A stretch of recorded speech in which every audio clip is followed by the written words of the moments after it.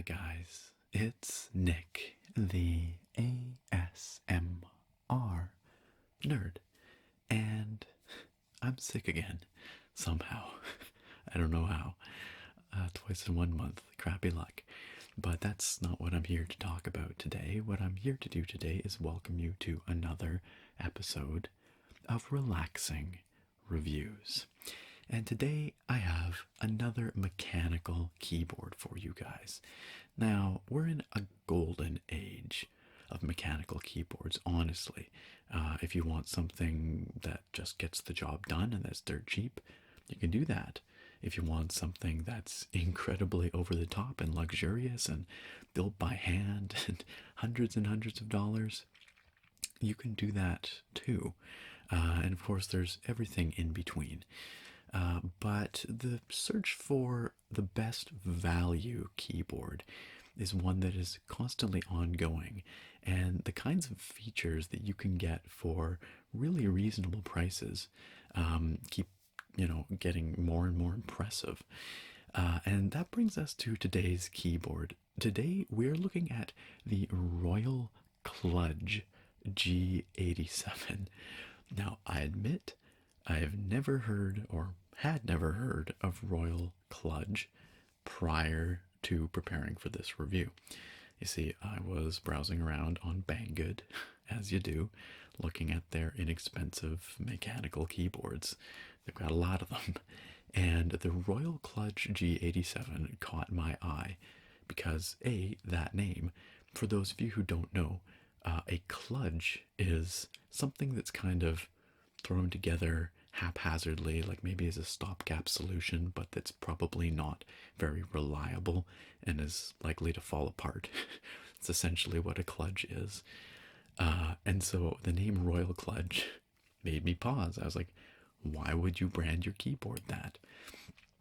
So I checked it out. And lo and behold, the Royal Kludge G87 offers a whole lot of features for the very low price of less than $50. You get a 10 keyless mechanical keyboard with your choice of blue, red, or brown switches. You get full RGB backlighting, completely configurable with software. You get wireless, you get Bluetooth functionality, and it'll work in wired or wireless mode. And you get side lighting, which is a feature that actually very few keyboards have. And I can't think of any others in the under $50 category that have side lighting. So that's a heck of a lot of bang for your buck, or so it seems. Now, the question here is, did Royal Kludge cut some corners to get that many features in at this price point? And that's what we're going to be looking at here today. So the folks over at banggood.com were kind enough to send me over a Royal Kludge G87 for us to test and examine today. And if you're interested in picking up this keyboard, there is of course a link down in the video description. Right now it's available for $47 on Banggood. However, the folks at Banggood also sent over a 10% discount code just for you guys. That discount code, I'll print it here, and it'll also be down in the video description and in a pinned comment. And that'll get you another 10% off, bringing the price down to an unbelievable $42 and 30 cents, but whatever. 42 bucks for all those features sounds almost too good to be true. I can't think of any other keyboard on the market that can meet those specs at that price point. So I'm very curious to take a closer look at Royal Kludge's G87. So without further ado, let's do just that. And here we have the Royal Kludge G87 in box. And a very humble box it is. As you can see, there is not a lot going on here. It's just a plain brown cardboard box that's a bit worse for wear.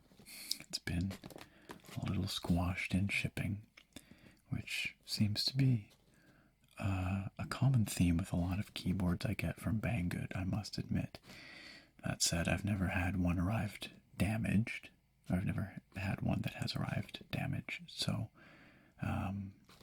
even if they look a little dog-eared, at least they seem to be surviving transit okay. So, nothing on the front of the box except for the big RK Royal Kludge logo. That's fine, I suppose. It's simple.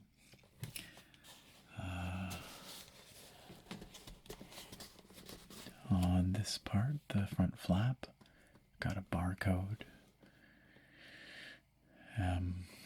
This part here, this discolored part, I just pulled off some tape there. It was taped shut with clear packing tape to prevent it from coming open while in transit, I presume.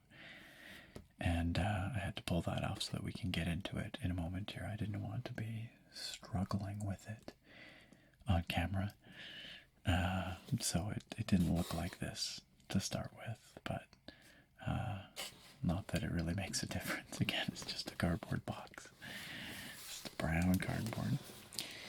On this end, RK, Royal Kludge. And on this end, Royal Kludge. Where we start to get a little more interesting is on the back here. On the spine of the box, there's at least some additional information. Once again, the Royal Kludge logo. Another barcode of some kind. Some checkboxes, entirely in Chinese, which I would guess is the switch type, but I do not read Chinese, so I do not know. But this one is checked off for this particular board, and this one comes with brown switches. So if any of you can read it, you can let me know in the comments if this says brown.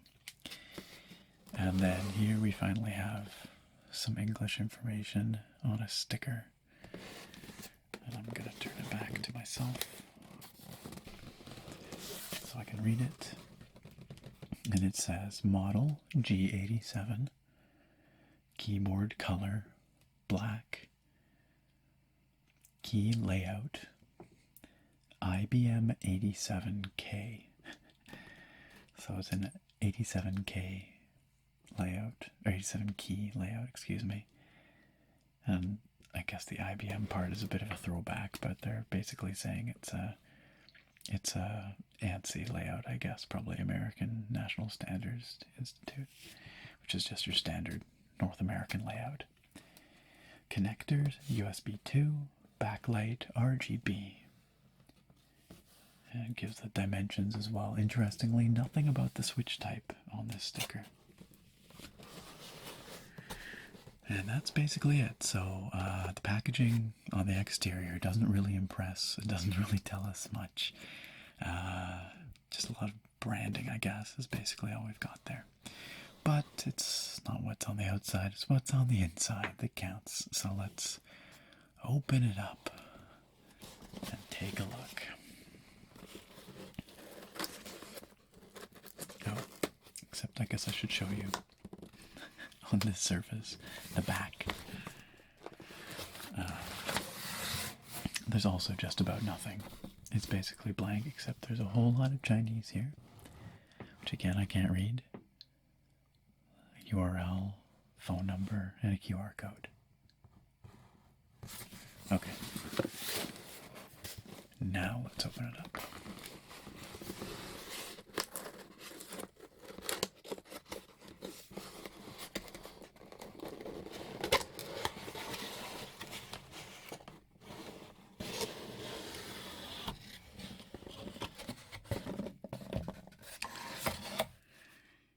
So inside, we are greeted with a familiar scene. We've got some padding in here. You can see on either side there's a bit of foam packing material, which holds the keyboard fairly snugly in place. Same on this side.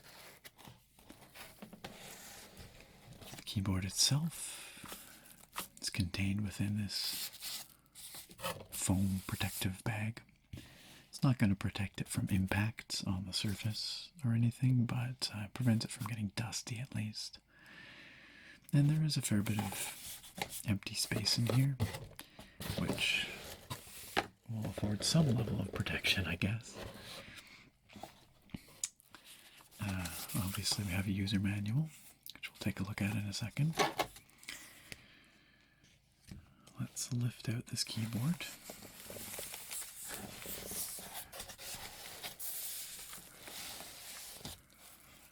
Put it aside for the moment.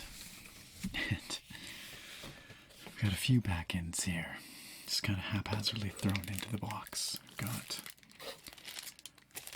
the traditional USB cable, all in black. Looks like it has a Velcro cable tie, which is kind of nice. It thought to be USB Type-C. I believe it is. We'll take a closer look in a second. What look to be replacement feet, maybe? Or maybe it doesn't have any to start with, and these will prop it up. I'm not sure. We'll find out. And then a sticker.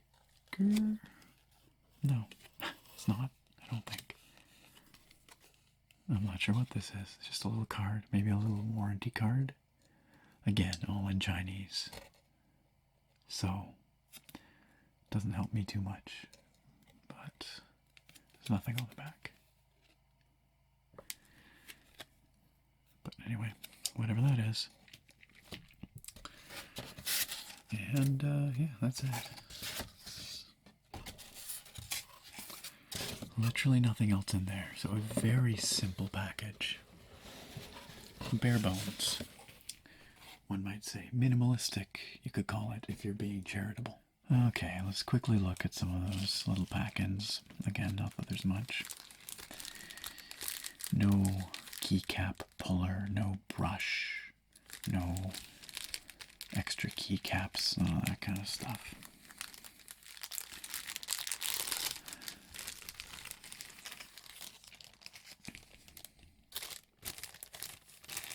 Just a little resealable plastic bag. So, yeah, it's a USB Type-C cable, as you can see.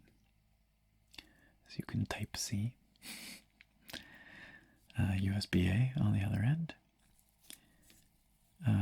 No special branding or anything. Just a generic USB cable. It's all in this matte black, probably PVC sheathing. No fancy braided cable here. And it does come with this nice Velcro cable wrap, which is a nice touch. If they wanted to save money, they could have just done a twist tie, but it's nice to have the reusable cable tie. And in terms of length, this looks pretty standard, probably about 3 feet, maybe a bit more. Let's just take a quick look.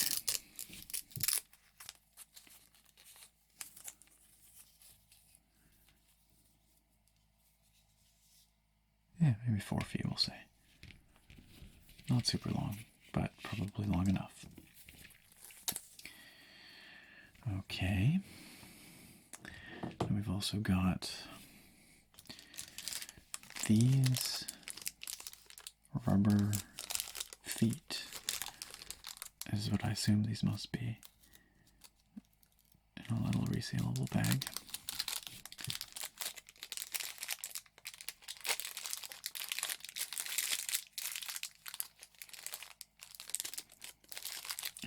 Because I don't need to take them both out. And they're just, yeah, these rubberized little discs. We'll see exactly. I suspect these are to prop up the board at a higher angle if you want, as opposed to having flip-out feet. I don't know why you'd use little replaceable or little removable feet that you can lose, but anyway, just kind of a rubberized texture, anti-skid. And of course, a user manual. Mechanical keyboard user manual, model RGB87 series. Oh, and it's in English. I was expecting this to be all in Chinese based on everything we've seen so far, but no, it is in English. Thank you for choosing RK products. The G87 series keyboard includes RGB wired version, RGB Bluetooth version, single light cable version, single light Bluetooth version. Okay, so they're talking about different variants of this board. And of course, this board is the wireless, the RGB Bluetooth version. It's got all the bells and whistles. Metal and ABS construction, keycaps, ABS, calls it 2-color injection, but they mean double shot. It says axial here, by which they mean switches, the different switch types. They offer this board with blue, red, brown, or black switches. And as far as I can tell from looking at the website, the Banggood page, these are Royal Kludge's own switches, I guess. They don't seem to claim any other branding, so we'll definitely take a closer look at that. I don't know if they're manufacturing their own switches. I suspect that they're probably getting them from some OEM manufacturer and just rebranding them. They could very well just be rebranded out Temu's or something, but yeah, we'll see. I think this here, it says is a quality inspection label. So it claims in here. And it comes with a 12-month warranty. If you look right here, the product itself, the way this is written is amusing. It reads, the quality itself has quality problems within 12 months from the date of purchase. Oh no. Please obtain the after-sales service as follows.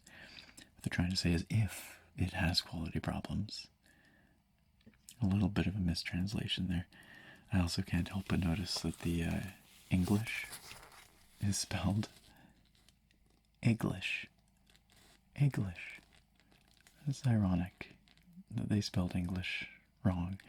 But again, I can't be too critical of these sorts of things, especially for the price. This is par for the course, honestly, for inexpensive keyboards out of China. And this, in fact, is better than many manuals I've seen. There's at least enough information here written in good enough English that I can figure out what's going on. Information about setting up the Bluetooth pairing, setting up custom backlights.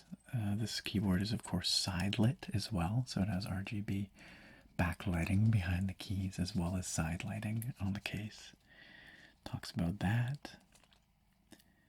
And it talks about the software, which often a weak point for these, again, inexpensive boards out of China.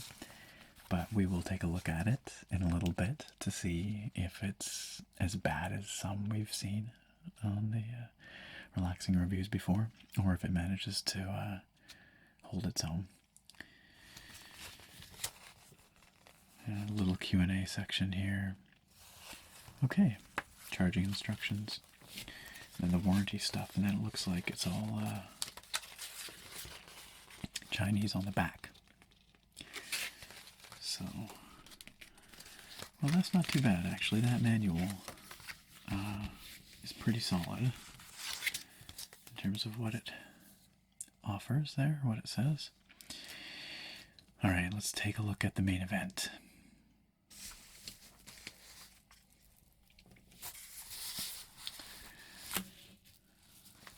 as usual, this soft protective bag cover. And the keyboard just slides out like so. There we are.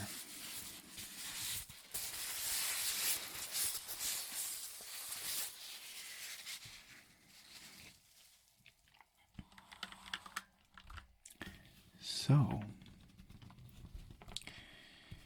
this is the Royal Kludge G87. And the very first impression is a bit mixed, honestly, in terms of build quality and design. As you can see, it's an 87 key, a 10 keyless layout, which is great. It's a very practical layout. The top surface is metal, I can tell, because it's cold to the touch. It's kind of a lightly textured black aluminum alloy, probably. The board overall is quite light, which is a little surprising for a wireless keyboard. I often find the wireless ones are heavier because they contain a battery, which makes me wonder about the battery life of this board. But that's something I'll let you know about once I've used it.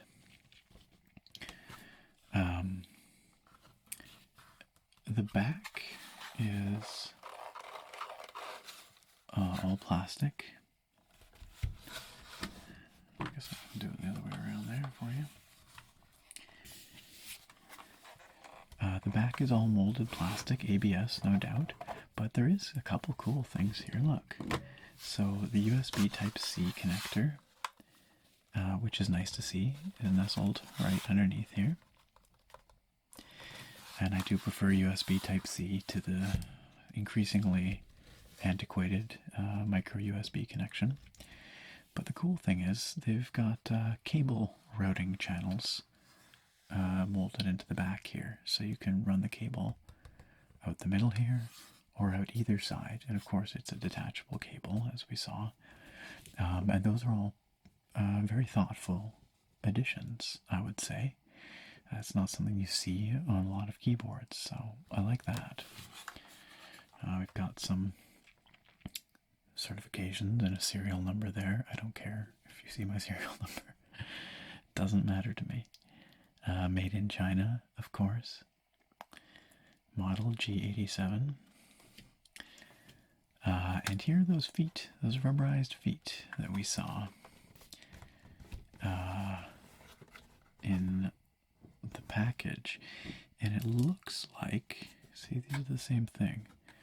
But it looks like maybe, let's see if we can replace these. Let's just pop this out real quick. Looks like it's meant to, I want to break this, but come on. It's a little bit difficult. Yeah, I'll wrestle with that, and I'll let you know how that works. But I think that this is a slightly thicker foot that'll probably sit a little bit higher. That's my guess. Although the keyboard does have a built-in angle to it, and this is actually maybe the most interesting aspect of this board. Like I was saying, it is a side-lit board, and this kind of molded plastic edge here will illuminate with RGB backlighting. This sort of milky white part will. And I'm really keen to see what those, how those effects look, whether they look good or look silly.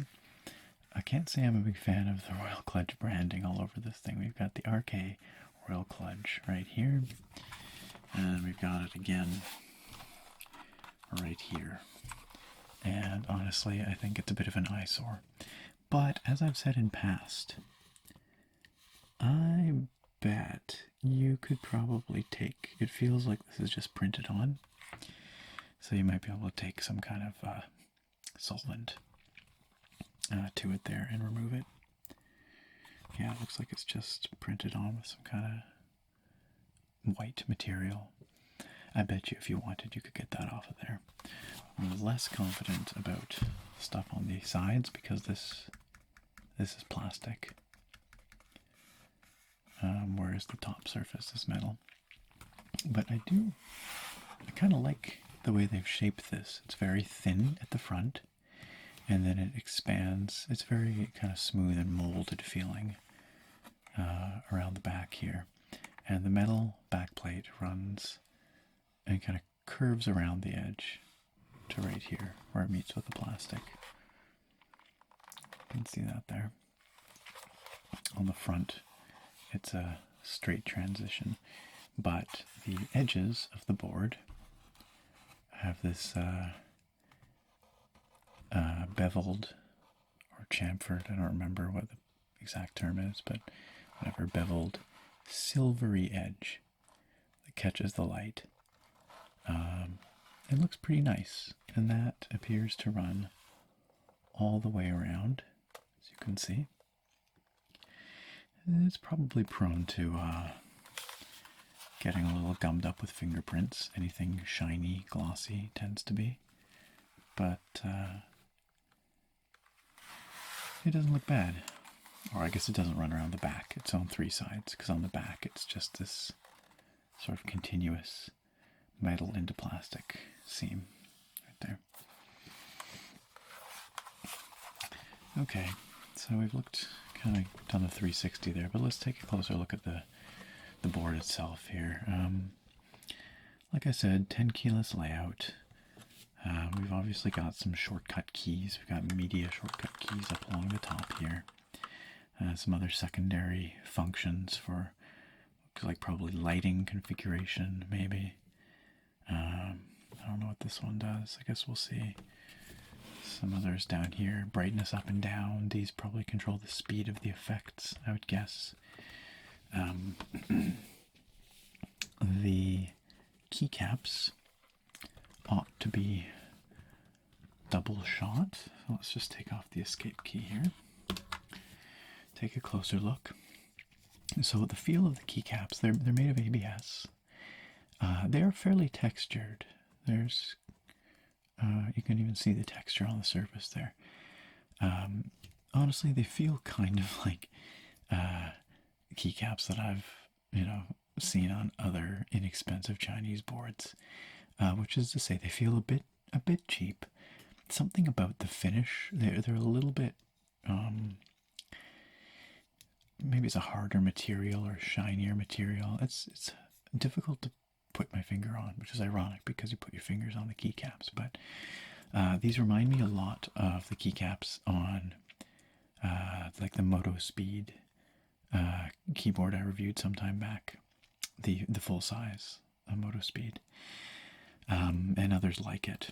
And again, it's hard to exactly say what the quality is. Maybe it's just the finish that reminds me of it, but something about the plastic just feels a little cheaper. But you know what?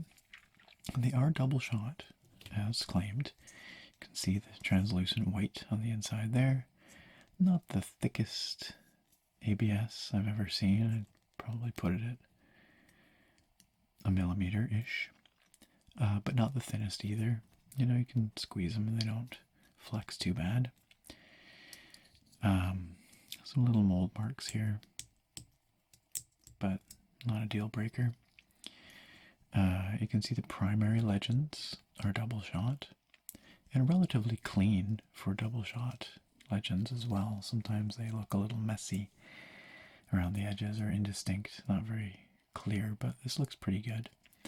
But the secondary legends are pad printed. You can see that they sit on the surface there. So those secondary legends are liable to wearing off with extended use. But the primary legends should never run out because of the double shot nature of these caps. So overall pretty standard keycaps. for these kinds of inexpensive boards, but certainly not bad. Double shot caps are always welcome.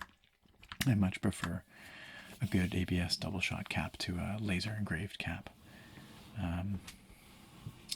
Any day of the week. So I will say also that the font that Royal Kludge has chosen for the Legends is actually quite appealing, in my opinion. It's not too gamery, and those of you who watch these reviews regularly will know that I just I don't like it when the font is too stylized, too edgy looking, too digital looking or something. Like they're trying to make it made for gamers. This is actually a totally respectable, clean looking font. Nice typeface overall. And it lends to a fairly nice looking board, with the exception of this ugly logo. And these unfortunately pad printed secondary legends that are a little too bright compared to the rest of the legends, and of course are prone to rubbing off. Overall, the aesthetic effect is quite nice, and it's a totally respectable looking board. As I said, feels a bit on the light side, surprisingly so, but let's give it a little flex test here just to see. I always just hold it like so and twist. Very little flex, actually. Fairly good stiffness and structural rigidity, so that's good to see. Again, I will remind you guys, this keyboard comes in at under $50 US. And again, considering the feature set, that seems like a bonkers price. I figure they must have cut corners somewhere. Because for a 10 keyless board,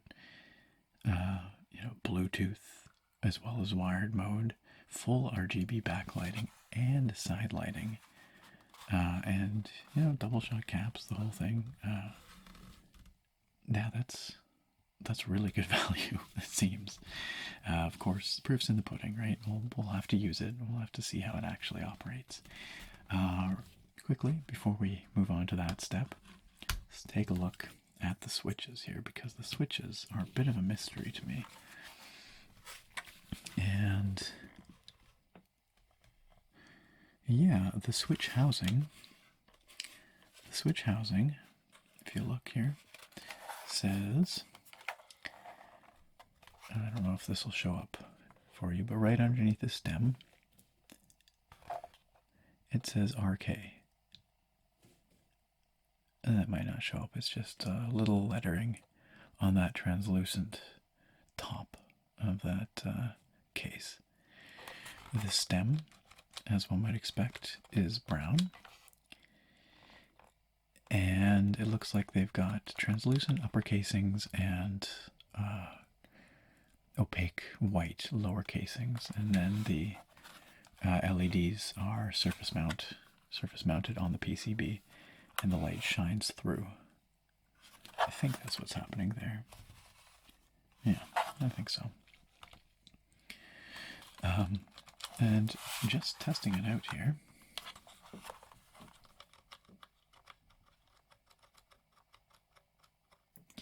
It feels good, actually. There's not a lot of wobble.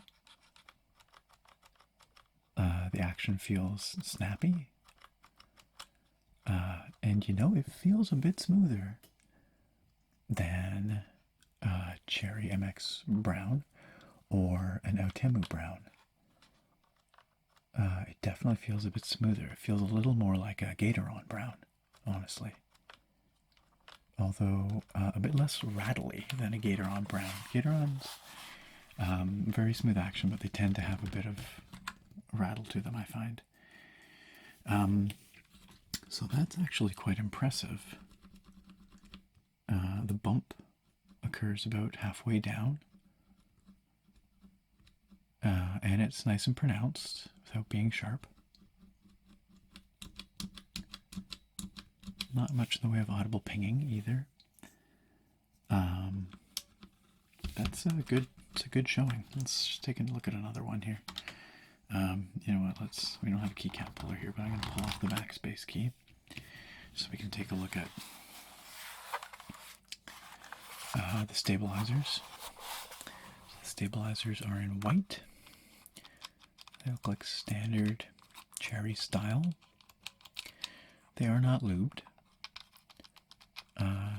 but they also don't seem too loud or too rattly. Let's just put that cap back on. So it would help if I put it on the right way around, wouldn't it? There we go.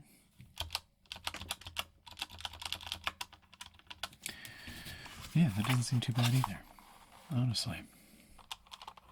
A bit of rattle, but nothing undue, nothing unexpected. In terms of overall stability, most of these caps or switches are pretty good. It's not an unexpected amount of wobble or anything. In fact, if anything, I'd say slightly less than average. That space bar, let's check out that space bar. Often the Achilles heel of many keyboards. Is actually pretty good. A bit of rattle, but a lot less wobble than I might expect. And better stabilized than a lot of other boards actually that I've used.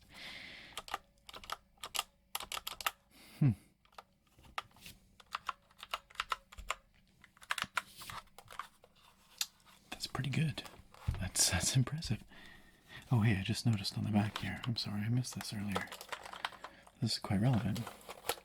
There's a hardware switch that presumably allows you to turn on and off the keyboard in wireless mode. So, oh yep, that's on. A bunch of lights just came on. Did a little pattern. Oh, check it out. We're going to take a closer look at this in a second. Of course, it's not paired to anything now, but if I press a button, we get some rainbow lights. And they turn off pretty quickly, presumably to save battery power. But this does answer one question, which is, does the RGB backlighting function in wireless mode? And the answer is yes, it most certainly does. So that's great. So you can always turn off that hardware switch, like so. And now that Bluetooth is disabled, it's nice to have the hardware toggle for the wireless. I really do appreciate that. Okay. Well, I must say, really, actually very impressed so far. With the exception of some questionable aesthetic choices with the branding, and a feeling of just a bit of lightness and slight hollowness, cheapness to the plastic. With those aside, I'm really impressed, actually, with the overall build quality and feel of this board. And those switches in particular, these feel really nice. I can't wait to type on this a bit. So next up, we're going to take a look at the backlighting and the software for this board. Let's take a look. Okay, so here we have the Royal Kludge G87 plugged in and operating in USB mode. The default lighting is, as you can see, very colorful. Both the side light and the backlight default to this rainbow kind of rippling mode. You can see the side light actually does a pretty nice job of casting light onto the desk, and looks better than I thought it would, honestly. And as far as the backlight on the board itself goes, the gradients appear smooth, which is always a sign of the higher quality lighting implementation. The LEDs aren't harsh, and there's no noticeable flicker. If you are seeing a flicker on the screen, that's a result of the shutter speed and the the LEDs. I've done my best to minimize it, and I apologize if there is some visible, but it looks okay to me. And it's not visible IRL. The lighting is very smooth with nice, like I said, smooth gradients. So anyway, we can switch through multiple lighting modes in hardware by holding down Function, then pressing the scroll lock key. So we have this kind of rotating rainbow. Actually, what I'm going to do is I'm going to turn off that side lighting. Or why don't we, let's go through the side lighting options first, since that's kind of right up in your face there. And then I'm going to turn it off while I show you the rest of the backlighting options, so it's not so distracting. So to toggle through the side lighting options, you hold down Function and you press Insert. So we've got a variety of solid colors. If the rainbow ripple's a little too extra for you,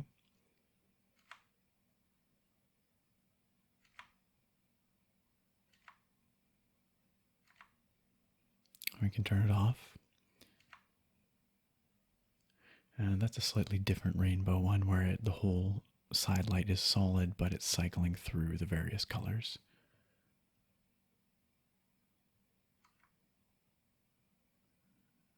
I think that one's different yet again. No, maybe not. No, okay, we've cycled through. So that's what we started on right there. So there's a handful, what was that, maybe 7 or 8 different side lighting options. Unfortunately, I do not believe there's a way to control the intensity of the side lighting, but, well, maybe it changes with the rest of the lighting. Let's find out. So if I hold down Function and press up or down on the arrow keys, no, so that will control the backlight, but not the side light. So the only options for the side light in terms of intensity is on or off. Okay, so let's turn that side light off for the moment. There we go. And we can focus on the backlight. I'm going to move the keyboard a little closer so you can see the backlighting a little better. So, as I said, you hold down Function and press scroll lock to cycle. So this one is, yes, you press a key and that row lights up. In this case, it lights up in rainbow.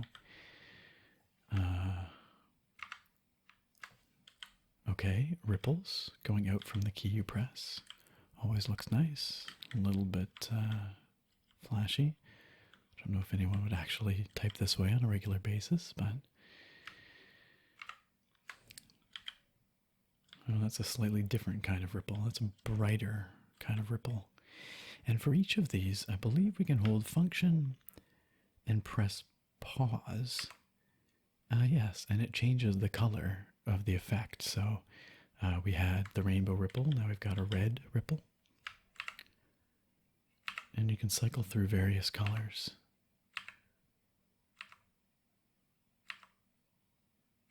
Until we get back to the rainbow. So quite a bit of control there. Again, this is all just in hardware, and there is software which will allow even more customizability, or so the manual promises. We'll get to that in a moment. But let's look at what else there is here. Okay, so we've got like colors by rows. Okay, a sine wave. Again, it defaults to rainbow, but we can cycle through those primary colors.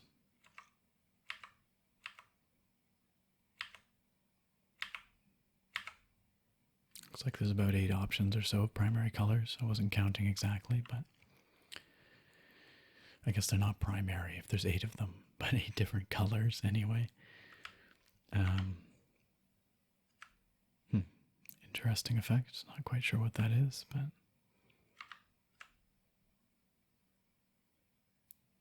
so this is yet another rainbow effect. This is not the one we started with. It's kind of like the rainbow effect is maybe circling around the board.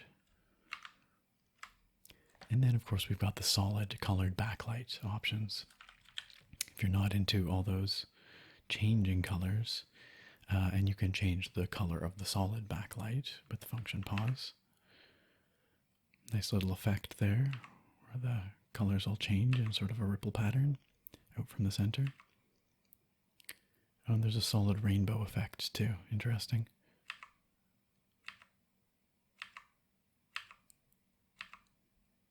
Okay.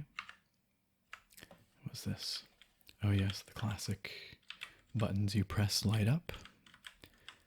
Again, rainbow by default, but colors configurable, I'm sure. This one just appears to be, when you press them, it's kind of the opposite.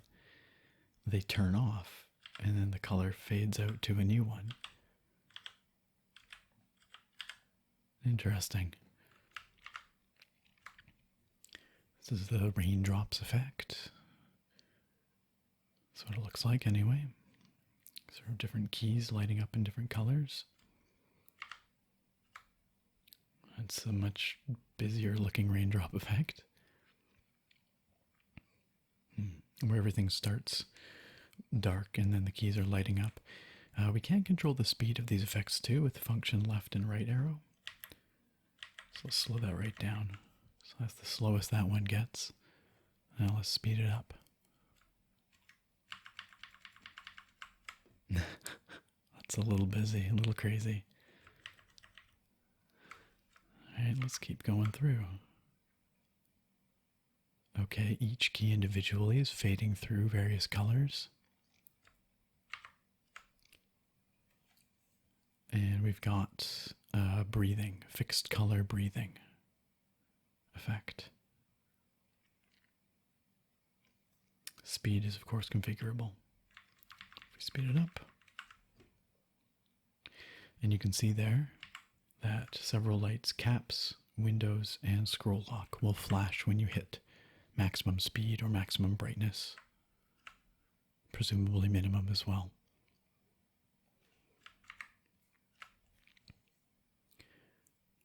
The whole board fading through various colors.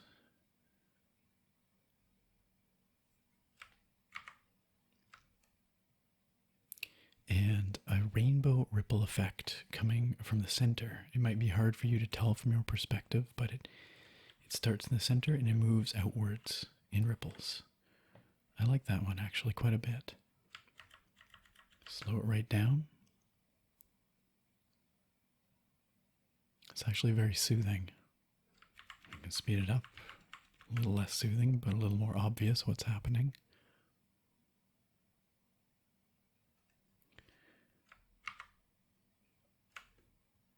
Some other kind of rainbow effect. Oh, it's cycling row by row from top to bottom. There's a lot of built-in effects here. And finally, we're back to the start. We've got our standard rainbow ripple moving from left to right across the board. Okay, well that was a rich collection of built-in lighting effects, and it's nice that you can cycle through the colors. And again, this is all in hardware. There's no driver installed, no software, no nothing. So if you don't want to mess around with any of the software, you still have ample choices for backlighting. Fewer for that side light. Let's bring that side light back. There we go. But still not bad. And holding function and escape will reset the whole board. There we go. Flashes a few times, restarts. And there we are, it's reset to factory defaults. Oh, one other thing. Again, if you don't want software, you can still have custom lighting configurations using purely the onboard stuff. If we go function 1, 2, or 3, those are 3 presets for custom lighting options. Let's just start with custom option 1 there. If we go function and hold down print screen, we are now in lighting configuration mode. And again, you can see these indicator lights are flashing. But we can now press the keys that we want to be illuminated in this preset. So let's say we want W, A, S, and D. And I don't know, F or something. And then, of course, if you want them in a different color, you can just press them again. They change. You cycle through those colors that were available, and eventually you cycle through to off.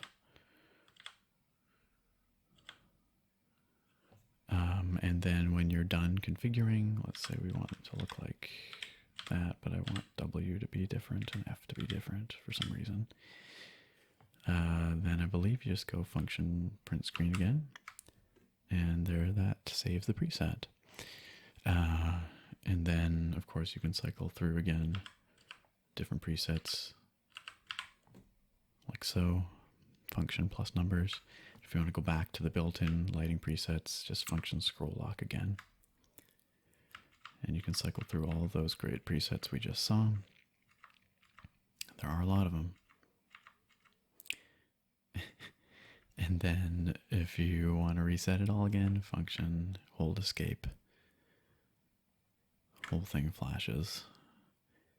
And we're back to our default lighting settings. And presumably, yeah, the custom profiles have been reset as well.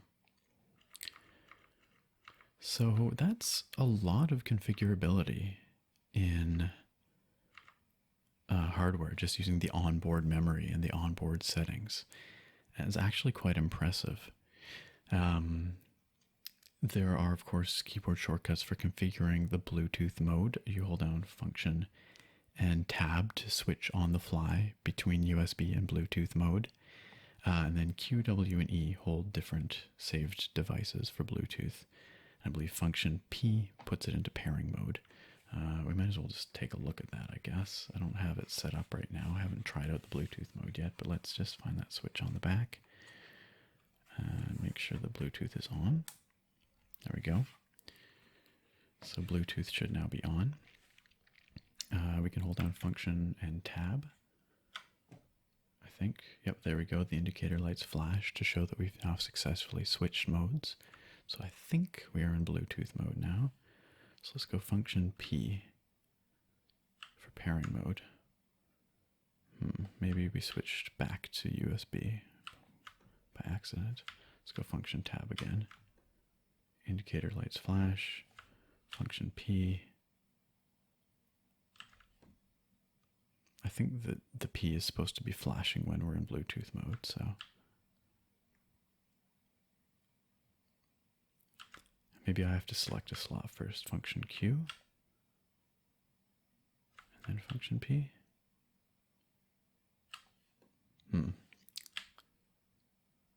This is slightly less than intuitive. Well, let's try switching modes again. Okay. Now let's... Okay, there. So we were in Bluetooth mode. Now we've selected the device that's bound to Q, which is empty right now. But if I then go function P...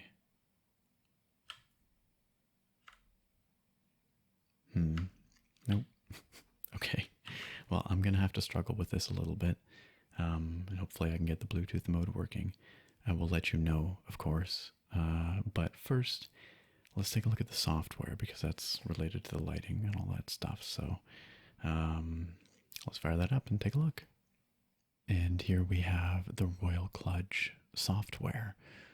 This is hosted on Google Drive by Banggood, which always strikes me as a pretty janky solution for distributing these programs. Nevertheless, it is how Banggood continues to do it, and those of you who have seen my previous reviews of products they sell will know that this is par for the course. Anyway, the link is available on the product page, and I downloaded it and installed it without issue. No concerns for my virus protection or anything like that, or malware bites. And thus far, it has not attempted to make any remote connections to strange servers or anything. It has not attempted to make any kinds of connections at all, according to Glasswire. So that's all good so far. Visually, it looks fairly appealing. There's nothing that looks too janky about this. So it looks like we can, I see, save and load profiles here, which is good. We can create new ones or remove them. It begins on the Customize tab, which has a depiction of the keyboard here. And it looks like we can rebind the function of every key. So let's say we wanted to change the function of the right key. Default. It looks like we can drill down into other functions. Let's look at keyboard functions. Okay, what the heck is this? Single key. So I guess we just press what it's going to be. So let's say we want it to be H. I'm not sure what this little cluster of keys is supposed to be showing us, but okay, there you go. Now the right key is H. But let's say we want it to, I don't know, be left click. We have that option as well. And a whole host of other things. Can toggle macros, combos, can run programs, multimedia hotkeys, Windows hotkeys, or forbidden. Which I assume disables the key entirely. Forbidden. Alright, let's just set it back to default. And there it's right key. So that's actually a really straightforward and fairly user-friendly way to rebind your keys. You just click it, and then you select from all these various options. That's pretty good. Can't complain about that. All right, let's move along here. Let's look at the lighting situation. Okay. So we can select the color here. Oh, what's this? Oh, I see. Rolling. Right, which is this effect we've got on right now. I guess we can't select specific colors. Oh, we can. Look at that. So full color is what they call rainbow. If we uncheck full color, we can actually get this rolling setting in, okay, a number of preset colors. What happens if we go other? Okay, so if we go other, we just get your standard Windows interface for selecting colors, which lets us go define custom colors. And then we have full RGB control of 16.8 million different colors available to us. That's pretty good. That's very good. Let's go there. Okay. I'm going to turn off that side lighting again. Interestingly, I see nowhere to control side lighting. So let's go back to full color. I'm curious about this toggle up here. What do you think this does? Let's click it. Oh, it just turns lighting on or off. That makes sense. Although again, side lighting, as you can see, carries on. So let's turn off the side lighting just to make it a little easier for you guys to see what effects the software is having. So a little disappointing that we can't control side lighting at all through software, but not a deal breaker. Now we can change the direction. So we're going left to right now. There we go. Now we're going right to left. It looks like both speed and brightness can be varied in quite a few steps, like 15 steps here, maybe 20. So let's slow it down, way down. Well, it works as advertised. Speeding it up works. Let's put it somewhere in the middle. And brightness, it's all the way up right now. Normal is considered right about there. Dim or right off. It's interesting, you can turn it off here or also up here. But anyway, okay. Well, that's pretty straightforward, and I imagine here we have our entire, all our options that we went through earlier. Probably the same thing, so we cycled through. There's quite a few of them. Falling, glittering, colorful, rotating, explode, launch, ripples, flowing, shuttle. The heck was shuttle? Oh yeah, okay, I remember this one. And user define, I assume, lets us, again, use those 3 profiles that you can bind to those number keys. Is that what happens? Oh, no. Oh, you can get even more involved here. Oh, okay. So we have a full per key configurator. So there you go. So you can actually, I assume, yes, you can select each key individually or multiples together. Let's say we want to do QWEASD and make them, oh, I don't know, blue. And we hit apply. And there they are. Look at that. And then we can also select keys by groups, or we can also delete colors. Okay, now those are off. Let's select all the, oh, I don't know, numeric keys. I'm not sure. Well, let's deselect these guys. Interesting. That doesn't, the numeric keys, oh, you know why? Because the numeric keys is referring to the numpad, and this keyboard has no numpad. There, but number row. There you go. Arrow keys, WASD, or all. And then you can also reverse select. So if you wanted to do everything but the number keys, just like that. Okay, that's a pretty rich configurator, actually. It looks like it's only for solid colors. You can't configure your own animations or anything, but that's not common. So I've only ever seen one keyboard that lets you create your own animations. All right, let's go back to, what was it, ripples? Now how do I turn it back on? Interesting. It seems to have turned itself off. Brightness, speed. Can't change the direction. If I turn it off and turn it back on, it doesn't seem to make a difference. Static? No, static works. It just doesn't want to do ripples. Wonder what that's about. Okay, so it's a little buggy. Unless I'm missing something here. Oh well, I'll have to play around with that. Anyhow, what the heck is gaming mode? Game mode, we can turn it on or off. I see, it lets you just disable certain keys. See, key combinations, nothing too fancy here. We can do Alt-Tab, Alt-F4, or Windows key. We can disable each of those individually. Just keep that off. So that's maybe useful for some people, I don't know. And finally, macro settings. And this looks pretty much like what one would expect.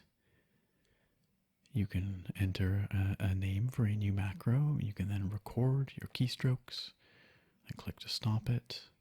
Or you can use, I imagine if we go start record.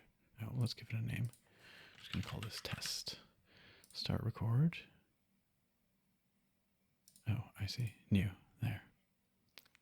I'm tech savvy, trust me. Start record. Software keyboard, and there you go. It's just a Windows software keyboard, and we can click them instead of pressing them if we wanted. But stop record. And it'll show you the key sequence, the presses here. You can insert delays. So let's just, I don't know, let's make this go T, T, W, D. Stop record. So there's our key presses, the gaps in between each of them. We can delete individual gaps if we want. We can set, let's say we wanted to set a 50 millisecond delay right there. There it is. We can insert mouse events, depresses and releases. You can also create fixed delay. I assume that if we delete, what is this? Delete them all. Let's choose fixed delay of 10 milliseconds. Let's start record THDF. There you go. Every delay is 10 milliseconds, even though I was not. It's, I waited longer in between. Well, that's pretty good. That is pretty good. You can move events up and down or to the top and bottom. You can clean them all up. We can rename our macro or delete it. And that's that. That's pretty good. Okay. Macro is modified, not yet applied. That's fine. We do not want to apply. No. And that appears to be, not quite everything. We also have a configuration. We can set UI text color. Okay. And we can select language, English. Although it was already English, so I don't know why that was not set to English. But anyway, I assume this big red button here will reset all the keyboard settings, just like holding function escape does. Let's find out. I should want to sure you want to reset to factory default settings. Yeah. And there it is, and our ripple is back. Oh, but our language has changed. Back to English. Is that okay? Yes, it is. Okay. And there you have it. That is the Royal Kludge software for the GK87. Overall, fairly clean, fairly functional, a little bit buggy. We had that issue with getting the ripple or the rolling. Oh, that's why.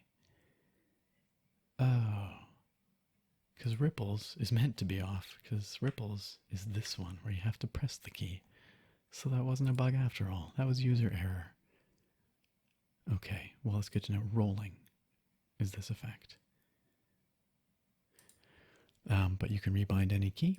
You can select between the various animations, or you can create your very own custom lighting setup. You can choose between the full 16 plus million colors. Control brightness, speed, and direction. Gaming mode is not that useful, but so whatever. And some very detailed macro recording options. That's pretty good. That's pretty good, guys. And of course, you can save and load all these profiles. Honestly, for these kinds of budget-oriented boards coming out of China, it doesn't get much better than this. The open software, I would say, is maybe a bit better, but this is pretty darn good. Color me impressed. All right, so next up, we're going to do the typing test so that you guys get a chance to hear how it sounds, and I get some hands-on time with these interesting RK Brown switches. Let's get typing.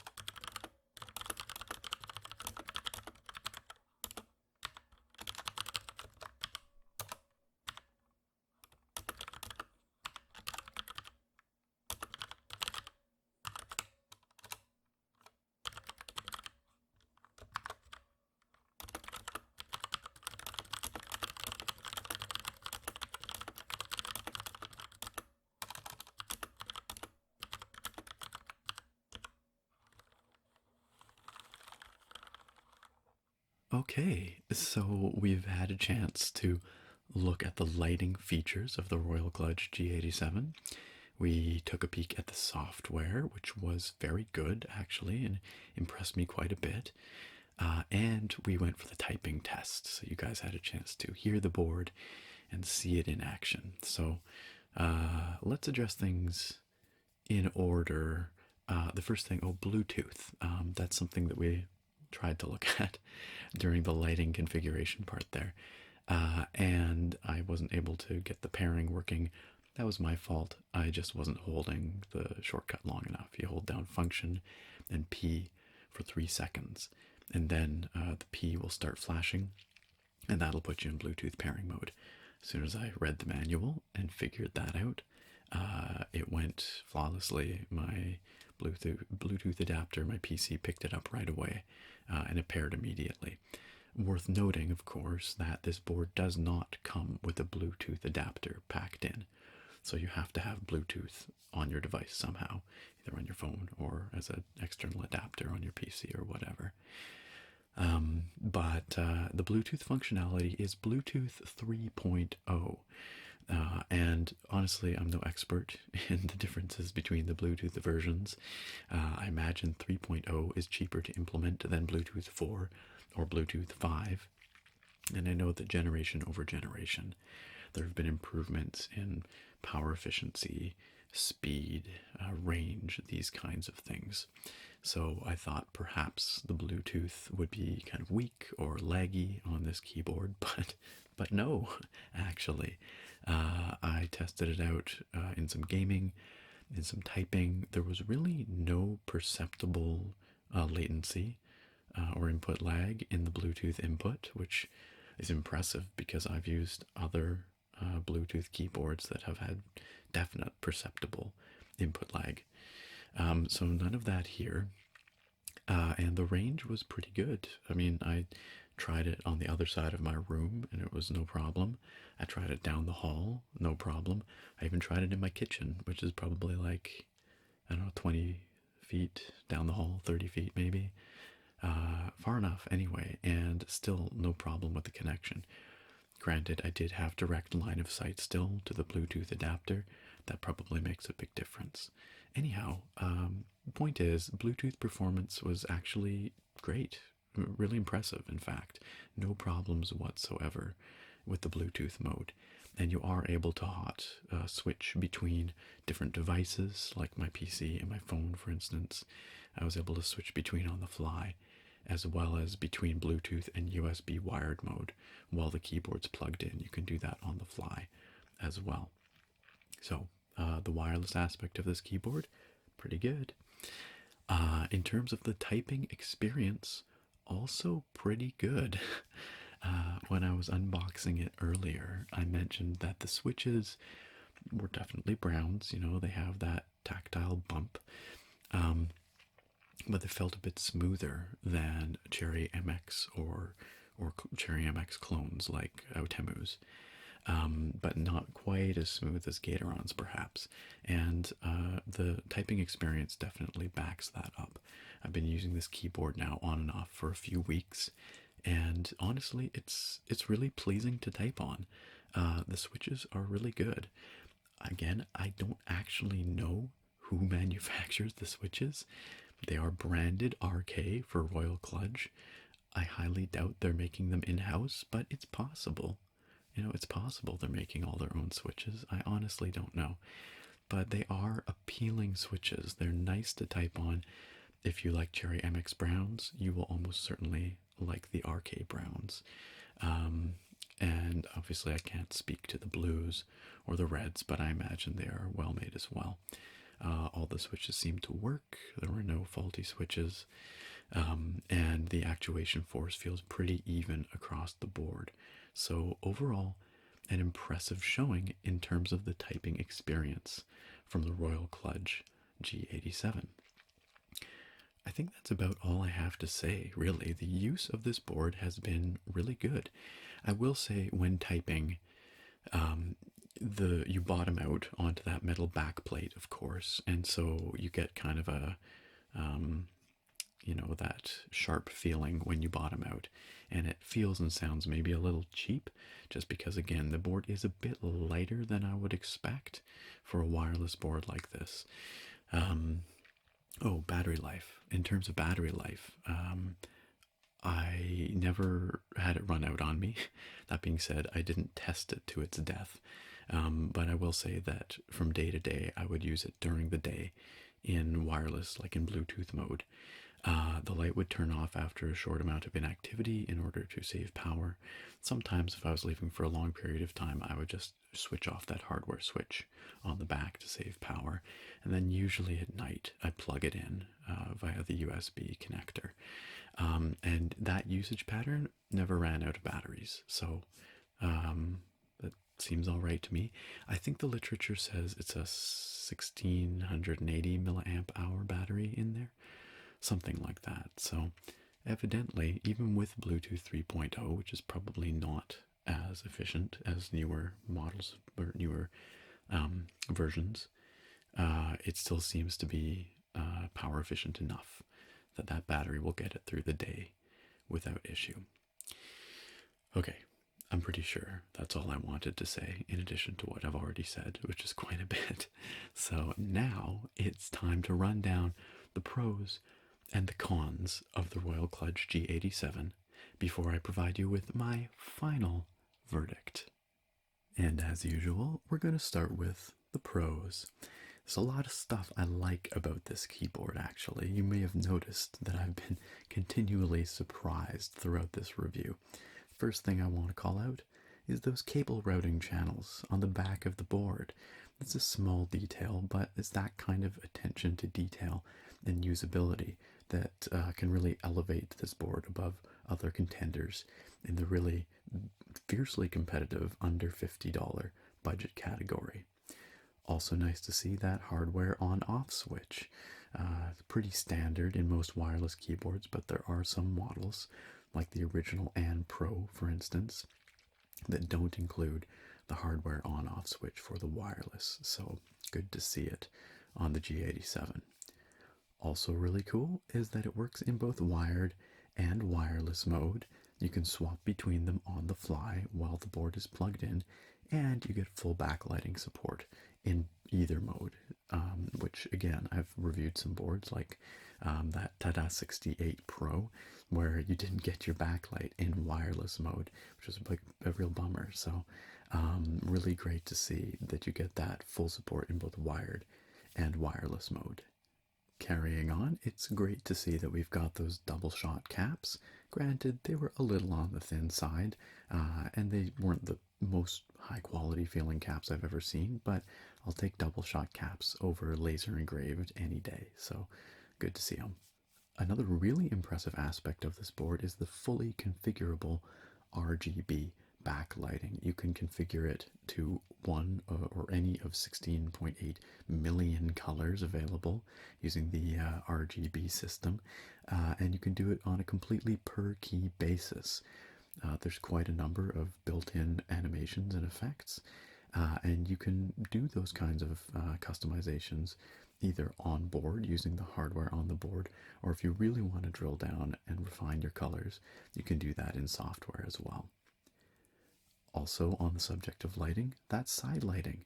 I mentioned at the beginning of the review that I don't think I've ever seen side lighting in another board at this price point, so that's really cool to see.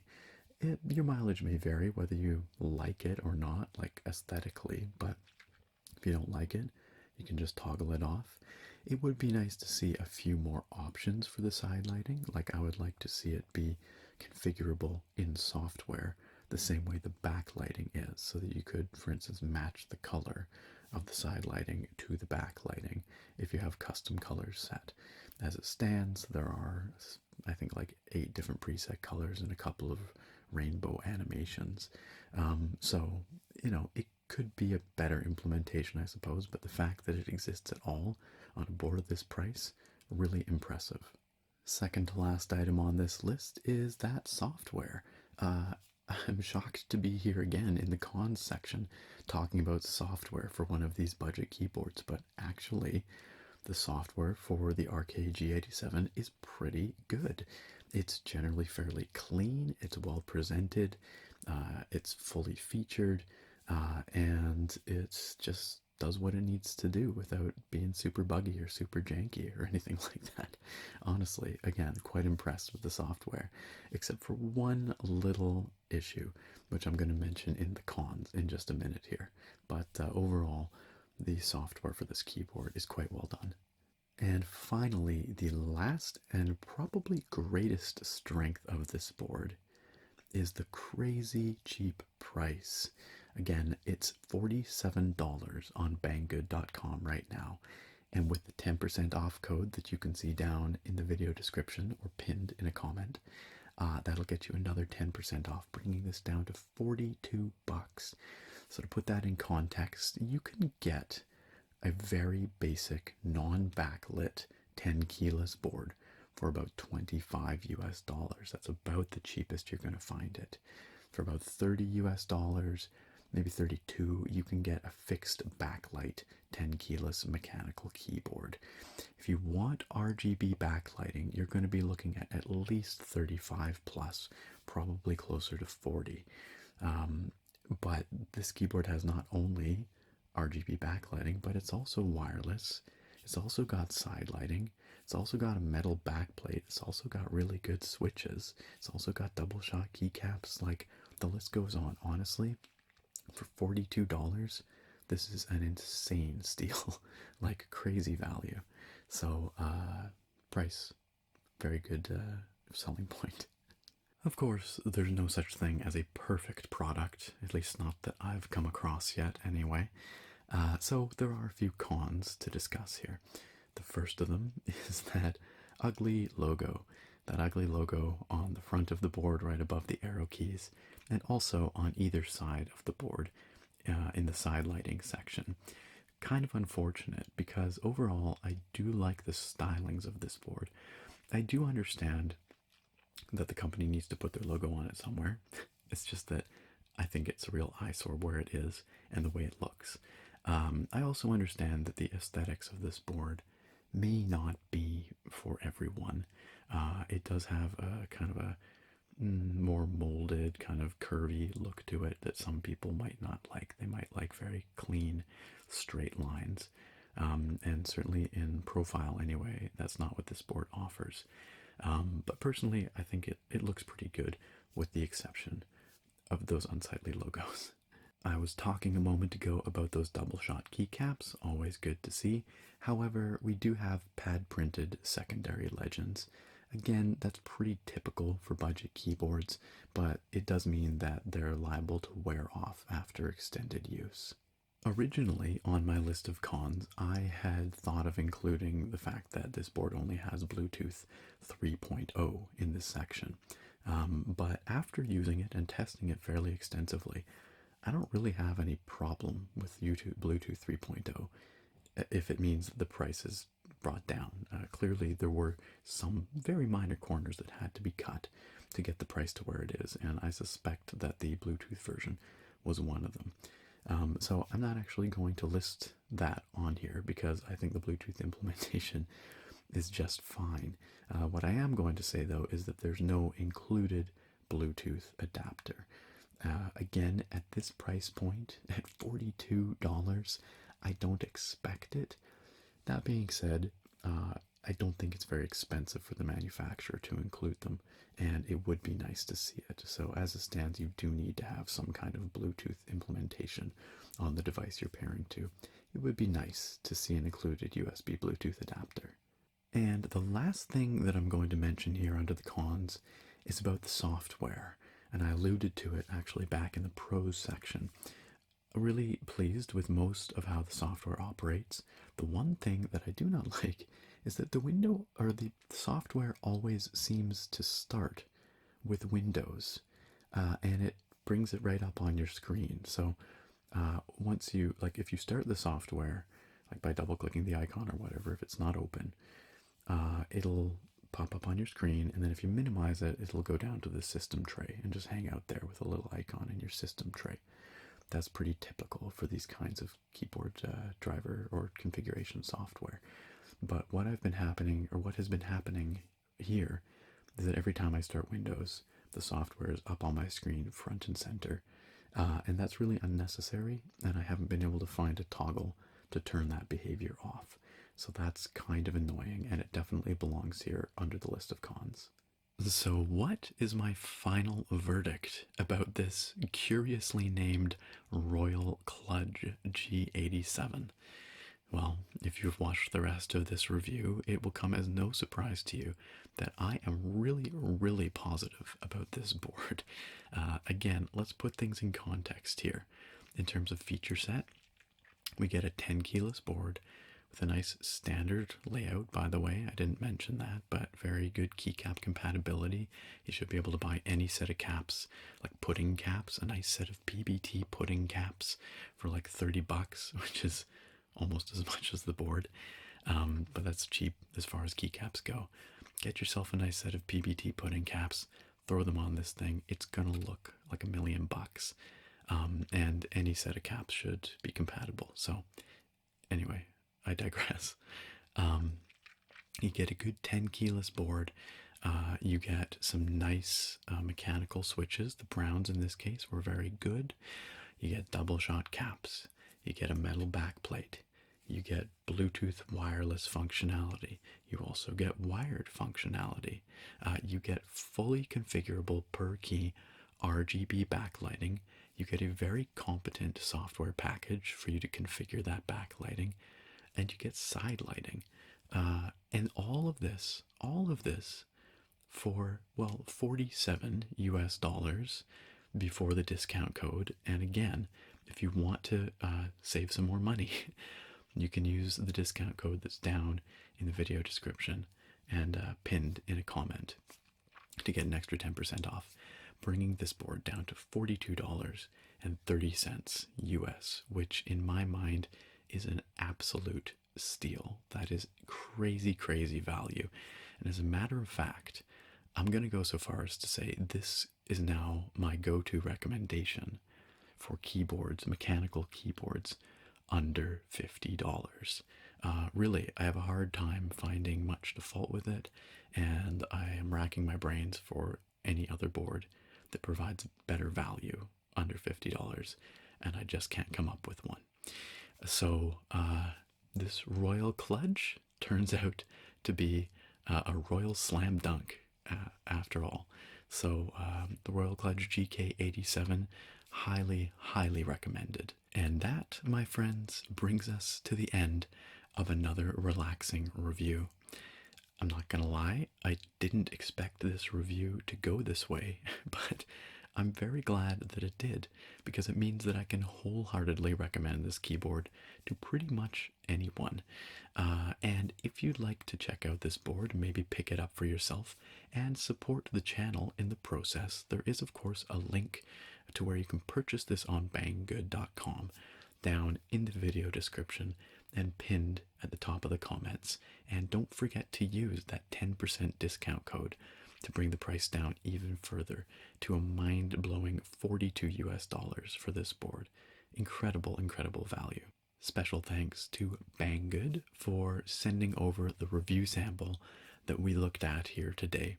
And of course, special thanks to all of you for watching. I hope you found this informative. I hope you found it relaxing. And I look very forward to having you back here next time for another episode of relaxing reviews. Bye for now, guys.